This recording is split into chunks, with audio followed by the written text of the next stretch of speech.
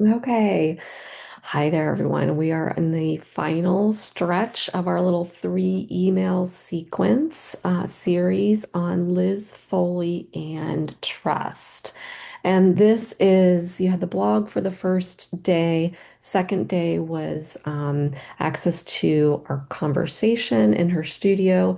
And then I wanted to add in this, like it says in the email that I sent announcing this, my Ayurvedic teacher told me once you learn Ayurveda, you can't help but apply this to everything in life, especially conversations for me. And so I really felt called to share this version, this Ayurvedic lens on what Liz and I's conversation and what Liz has been working on. So here we are. So this is a summary on Ayurvedic and on a summary and Ayurvedic lens on trust. All right, so here's the deal. Anytime you take this Ayurvedic lens to something, normally in subtle potency, what happens is we're constantly in conversation. So, conversation is key in order to get us moving and get us some balance and some understanding, right? This is how we kind of like sleuth through, puzzle through our way to understanding life, relationships, our days, our habits, our thoughts, like anything. It applies to all of this stuff.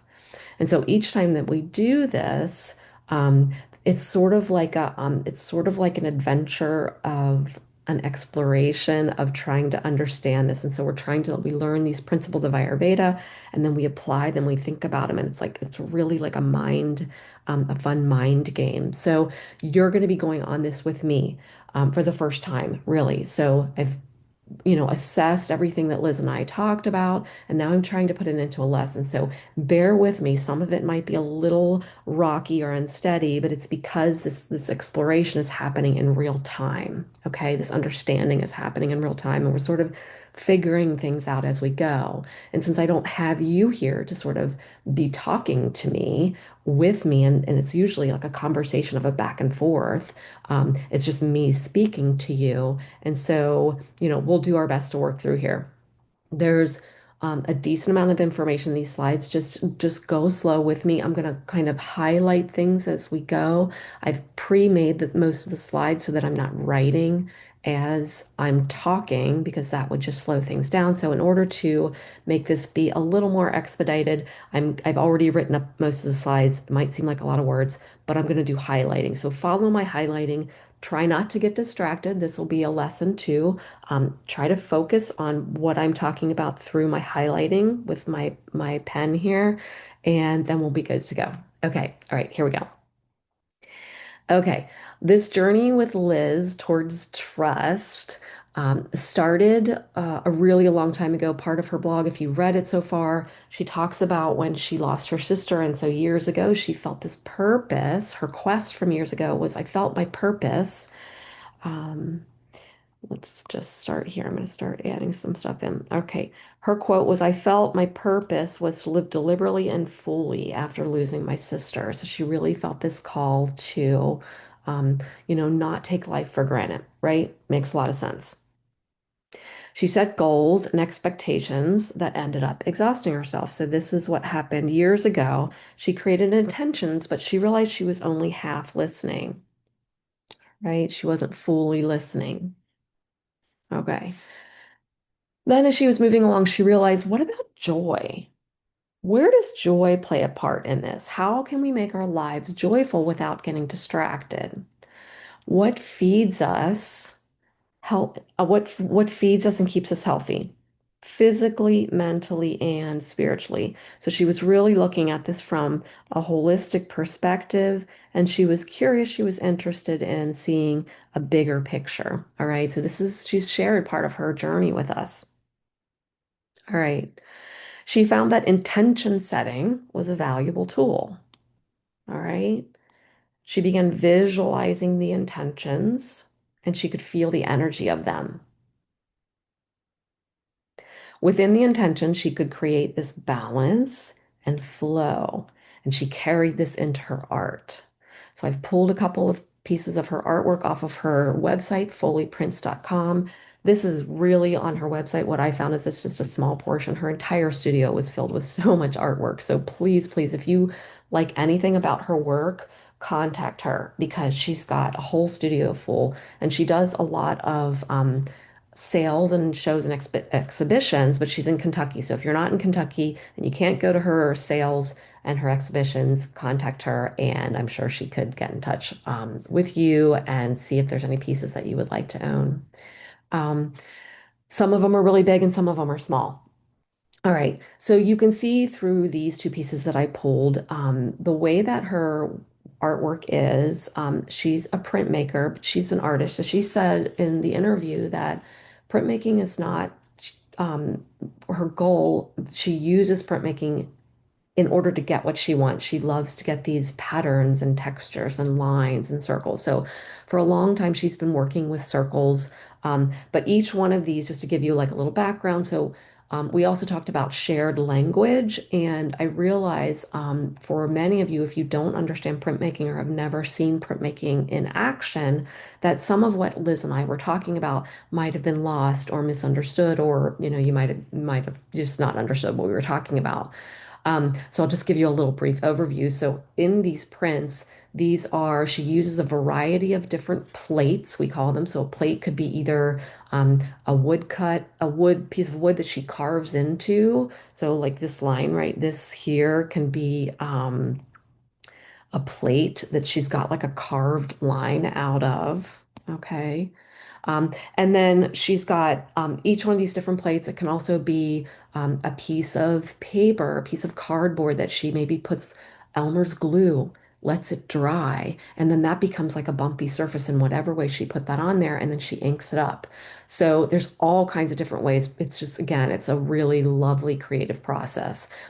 But she inks these up in different layers and puts them on top of each other, and she ends up with these beautiful textures and patterns, and she explores her thoughts and her ideas through this process, through the printmaking process. So again, pulled this piece, seeing ahead and moving energy. This is what we're starting to talk about.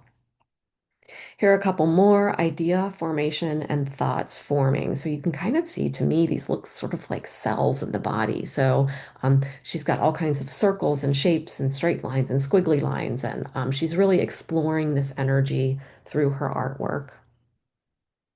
All right, moving into last summer, Liz's quest last summer when she was writing the blog was around decision making. How can I get better at decision making? How can I reduce decision paralysis, reduce decision fatigue, reduce time spent on decisions? And then she moved into this place of like trust. How can I trust myself more? Why is it missing? How can I reduce self-doubt?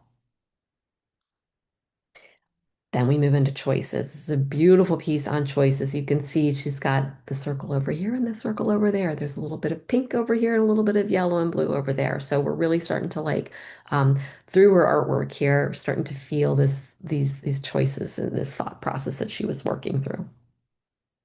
And these weren't all in real time with the blog, but the pieces were really just sort of a history of the thought processes that she's been going through over the years. All right, now we're introducing Ayurveda into this piece. Okay, so Ayurveda, if you haven't heard about it, this is the pronunciation down here. A lot of people have trouble pronouncing it, so I put this like phonetic spelling here, Ayurveda. It's a thousands of year old system of medicine based in India, and it's often referred to as the sister science of yoga. All right, now let's break this up. So, what do these words mean? Da. Yeah, we'll go with that. All right, so we've got Ayur. We've got Ayur is self or life. This is a Sanskrit word. This is how it translates. And Veda is knowledge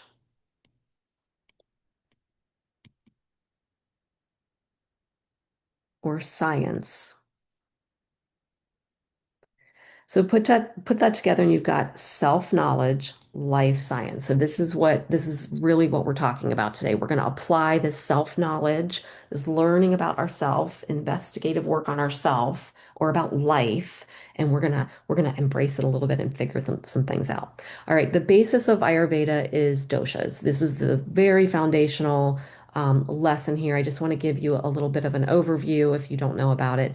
So dosha just means energy. We've got Vata. This Vata here is a dispersing energy. So that means that energy is going in all different directions. It's creative, it's communicative. Um, Pitta is here. It is an upward energy. So this has to do with focus, direction, taking action. Um, and then Kapha is here. It's a downward energy. So we've got up energy, down energy, and dispersing energy. Okay.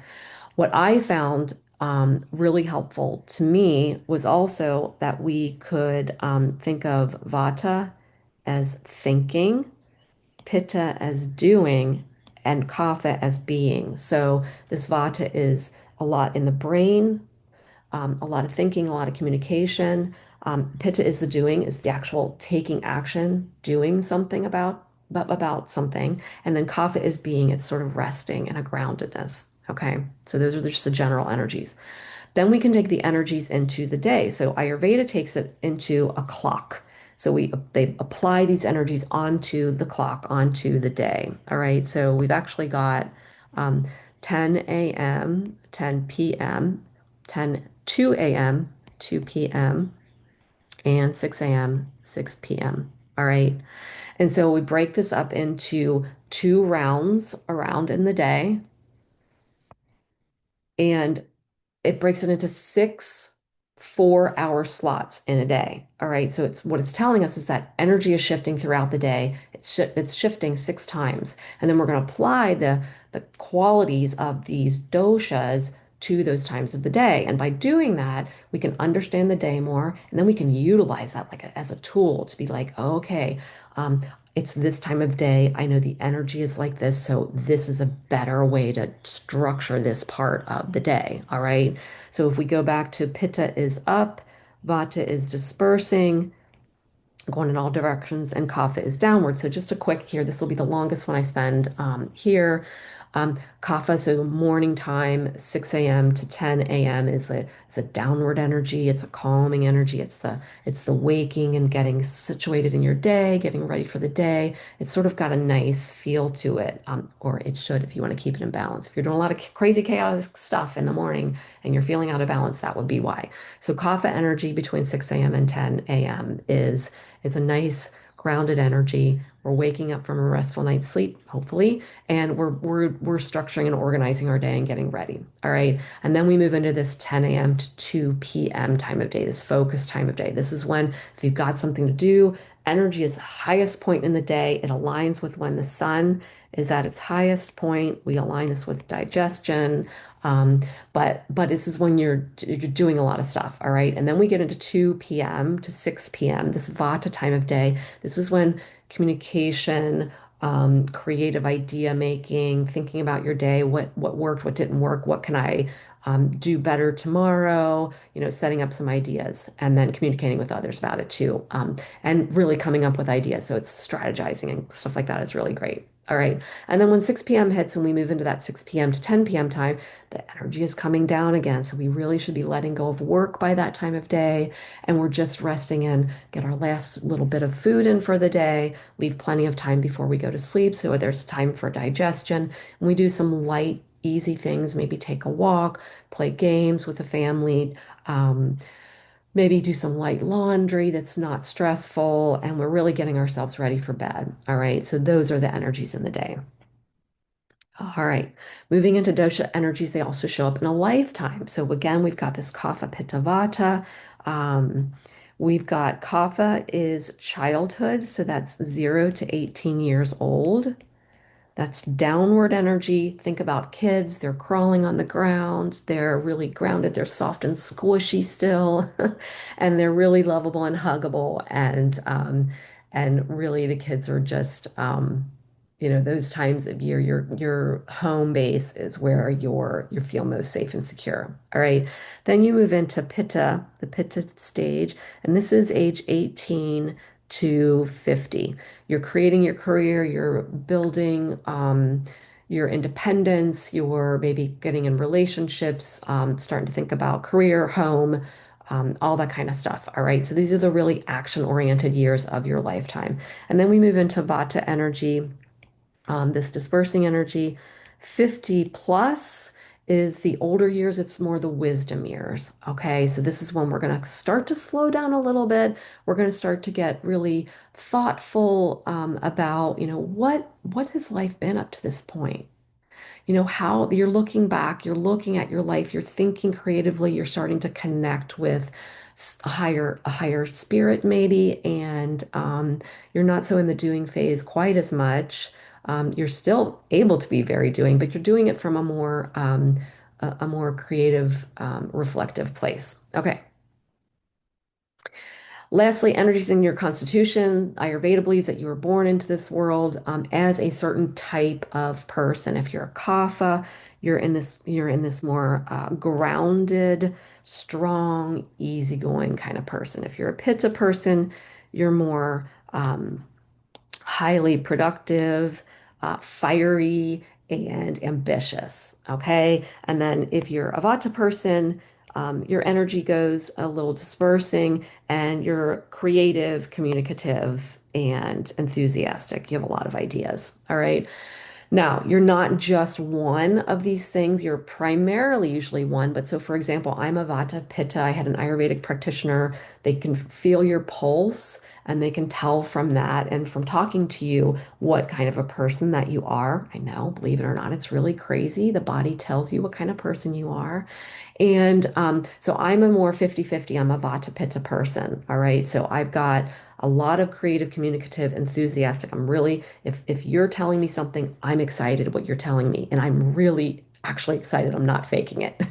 So I actually love that about me now that I know that. Like I used to judge myself, like, why do you get so excited about everything? Well, now I understand. It's because it's really natural to me. And then I'm also got a lot of pitta. I've got a lot of wanting to do things, take action. All right. My problem is because I'm more primarily Vata, I still feel like I've got a little more Vata in me, that I have a little more trouble with focus. And so my productivity is maybe not as high and efficient as a person who's got really more Pitta in them. So they might be like, the doers. They're really getting the stuff done. Okay. Where I'm kind of like, oh, I've got all these ideas and I have a little harder time putting them into focus. Um, Now, since I don't have a lot of kapha in me necessarily, I have to work at that. So we have to work at whatever we're not naturally endowed with. So I'm not naturally endowed with a lot of kapha, and so that's my area of working. And that's really what we're going to transition into with this understanding on trust and groundedness. If you've got a lot of vata or a lot of pitta in your constitution, you don't have a lot of kapha, it might be harder for you to stay grounded and be easygoing. Maybe you're a little more you get a little more frustrated a little quicker. All right.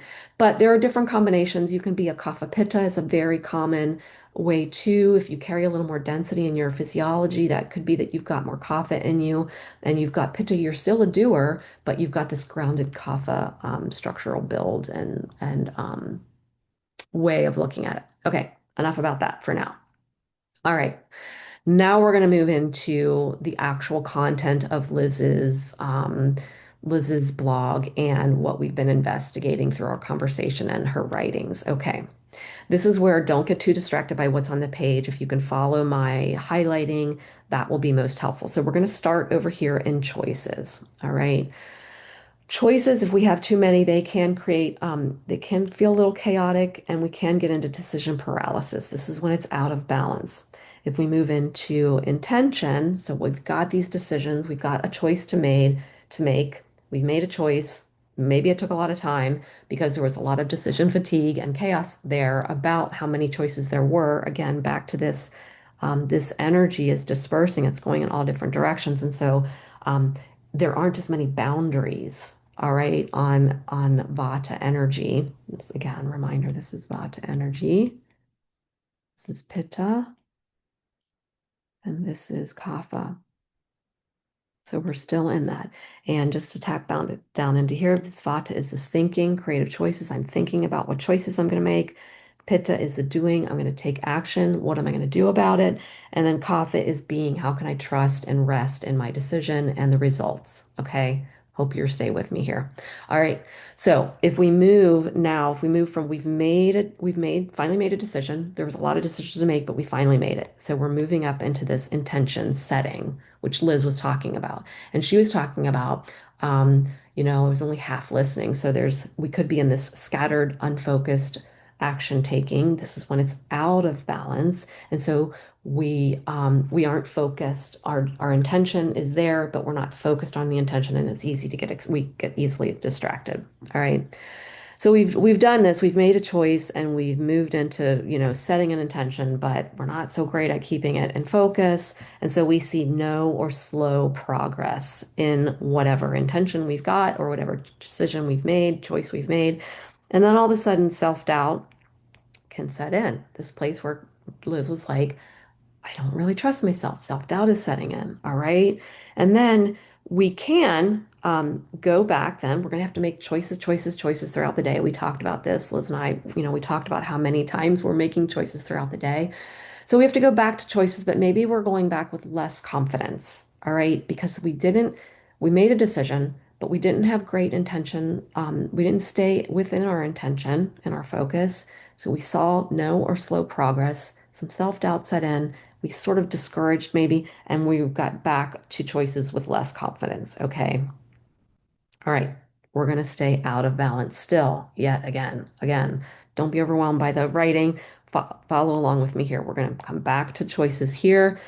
So, another way to look at it. Okay, if we've got choices and we've got so many choices and we're struck with indecision, and all of a sudden we're wasting time because there are so many decisions and we just can't make up our mind. We're lacking focus. All right. So then we move up into this. Okay, finally, come we make a choice. We're going to do this. The last one didn't work. I'm getting discouraged, but I've made another choice. I'm around the loop again, and I'm going to choose another choice. Last one didn't work. I'm getting discouraged up here. All right. And then we get to this place where the plan is weak and less efficient. So we're losing a little bit of confidence. When we go and we look at our results, my results might be dull and lackluster. I don't trust myself. And this is when kapha is out of balance. This downward energy again, intention is an action, choice is a decision making from lots of options, and then trust is this downward energy. All of these can be in balance or can be out of balance. And we're talking about being out of balance. That's sort of where Liz was. All right. So the qualities of kapha out of balance are dull and lackluster um, and doubt sets in. So maybe my results, whoops, wrong one. Maybe my results are dull and lackluster. I don't trust myself. Maybe if I've done this a bunch of times, I'm even getting a little depressed. I'm down. I'm down because things aren't working. I'm less motivated to try again, and I'm losing faith. All right. So this is where this out of balance in a circular, if we look at this from sort of if we keep going around and around with this process, and it's an iterative process, right? Because we're making choices all the time. So we just keep going around the loop. And if we keep staying in this out of balance state, we're not really getting anywhere. Okay. So I think you get the point. All right. Now we're going to move towards untangling, right? So Liz just had these great pieces. Once again, we're going to untangle this out of balance piece. Now we're going to look at imbalance. What can this look like in balance? Okay. Back to choices. We're still in Vata.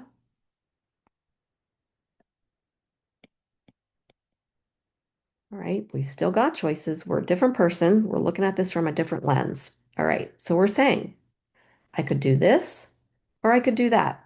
So maybe we've whittled it down to just two choices. Liz talked about when she goes to her meditation practice, she's got a set list and she can now go and just be like, the list is set. I already know that these are ones that I like. So it doesn't really matter which one I choose. I'm going to have good results with any of them, right? So she can come, it's quicker, right? She comes to her list, she's got it all set, and she can just hit go and she's into her meditation and she's spent much less time. If she didn't have that list and she went, oh, I'm going to do a meditation today, I'm going to go in, and all of a sudden we're getting distracted with all the choices that are out there for the meditations. And before you know it, you've spent 20 minutes just deciding which meditation you're going to do. It's morning. Now you're getting stressed. You're going to be late for work. And now you haven't even meditated yet, right? So this is a really good example of how too many choices can be paralyzing or can really rest us in fatigue and set us back in our day and in our goals. All right. So narrowed it down to just a couple choices. I could do this or I could do that. All right.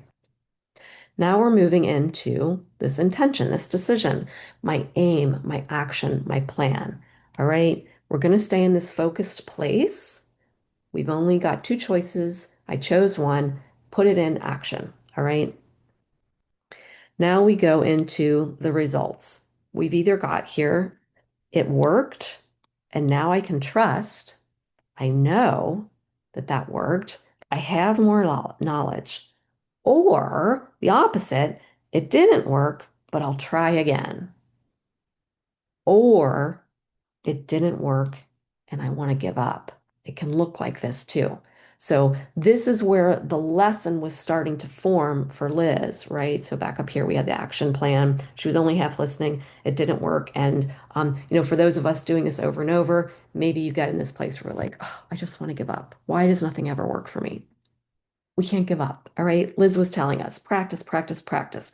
Set the intentions. All right. Now we're in this space too where failure was brought up. So it didn't work. So back to here. If we say it didn't work, I'll try again. We're going to allow for failure. Liz talked about allowing for failure. Or we can look at it didn't work. I'm going to give up. And this was not allowing for failure. All right. So Liz talked about that with us.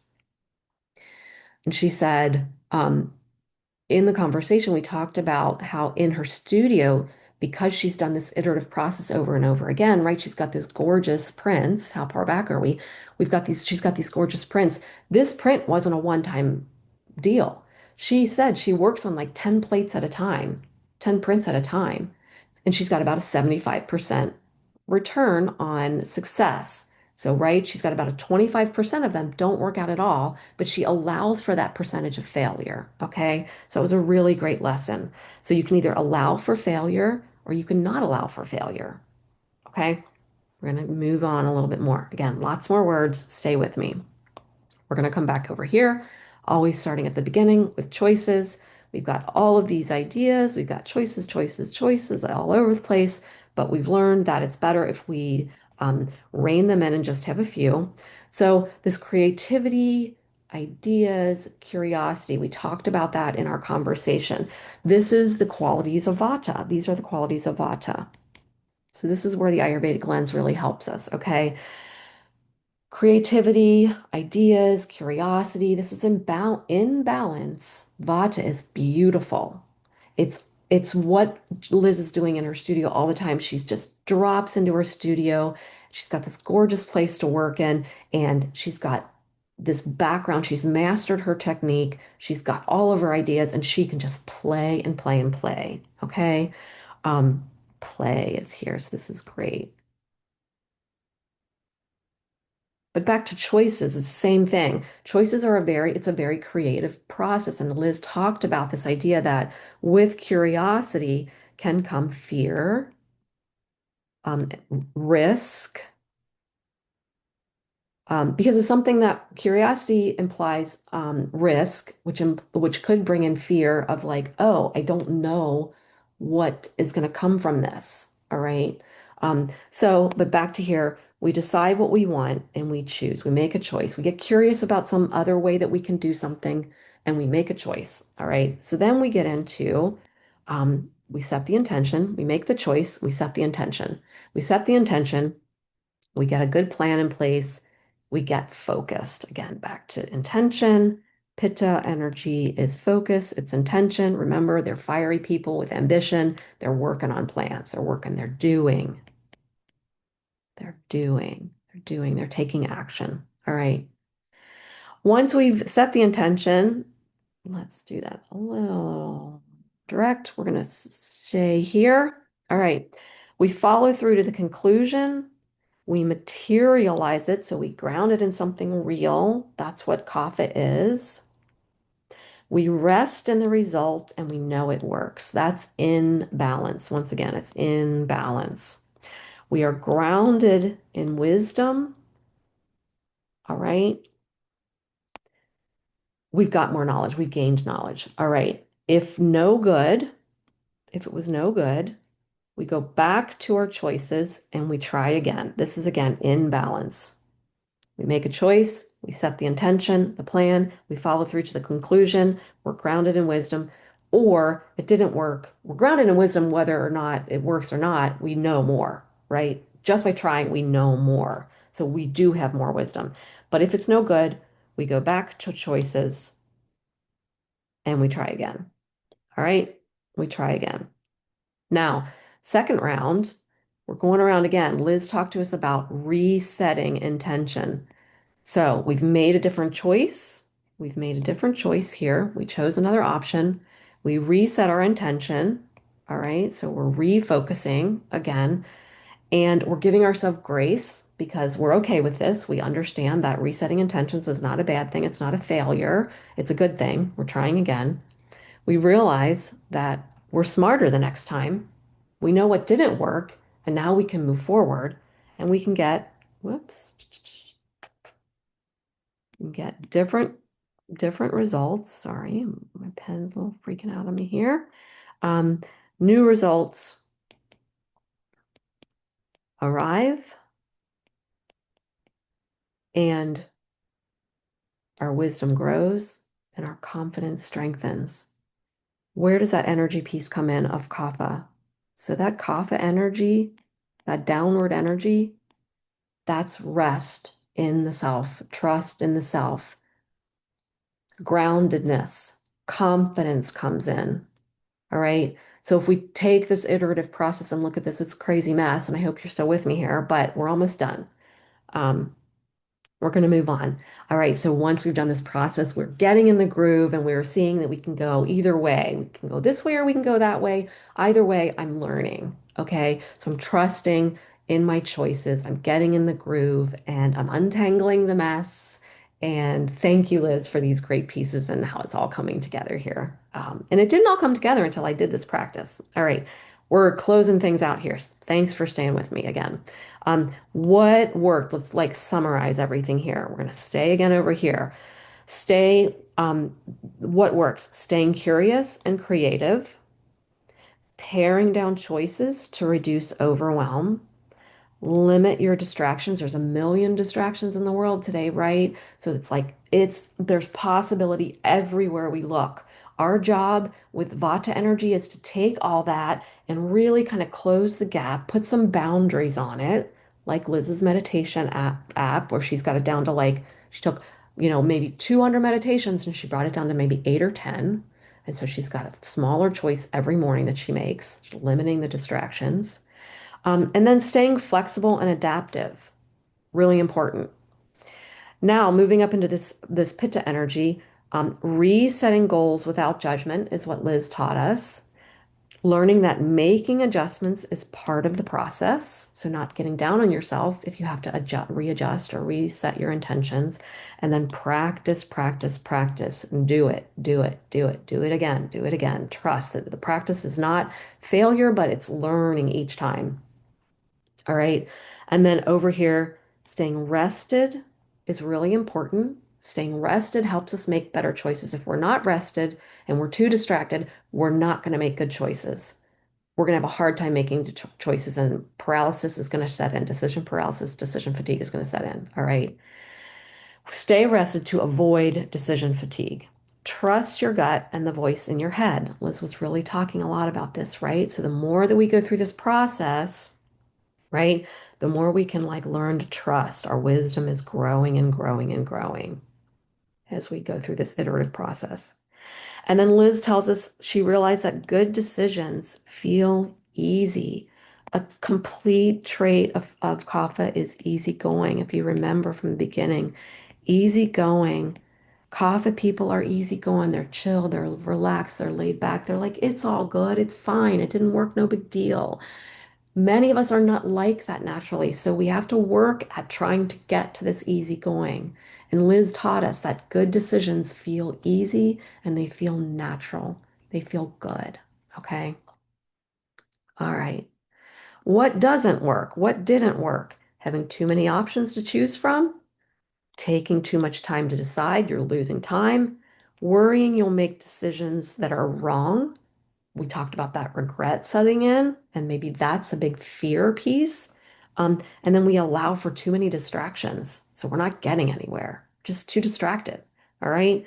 Up here, we learned that what doesn't work, Liz talked about, she set really big goals and expectations back when her sister passed away and she felt like she had to like just live life to the fullest, right? So she set these big goals and had all these expectations, but she got exhausted. They were exhausting and led to burnout. She was not feeling focused. She was only half listening, she realized. All right. This applies to all of us. We're not picking on Liz. Liz was vulnerable and gave us this opportunity to like see into her life. And now we can like relate and apply it to our own lives. This is the beauty of Ayurveda. This is the beauty of conversation. This is the beauty of doing this work, why it's so important, because it just makes life better. All right. What didn't work? Doubting yourself. That's no good. Losing confidence. That builds up over time. That's no good. We end up stagnating. We give up. All right. Being uninformed is also a piece. So we really like want to do our work. We want to stay informed. All right. Okay. So that doesn't work. Last bits here. These choices send us, when we're not focused, it sends us all these places. Fear sets in, worry. Those are characteristics. I mean, if you're feeling fear and worry and chaotic, you're out of balance in this Vata category of life in these choices. All right. Pitta, again, focused intention. If you're not doing well in this, frustration is going to be here. You're going to be frustrated. You're going to be annoyed. These are characteristics when this is showing up, when these emotions are showing up. This is when your intention and your focus is out of alignment. Frustrated, annoyed, irritated. All right. Those are qualities of Pitta. Down here, trust, mistrust, doubting yourself, we've already said. Feeling unmotivated, feeling down is literally feeling down. All right. So those are kind of keeping us there. All right. I got to take takeaways. Takeaways for trust. Here we go. Resetting intentions with grace is a wonderful thing. Staying flexible, dropping judgment, allowing for failure. A lot of people say this is first attempts in learning.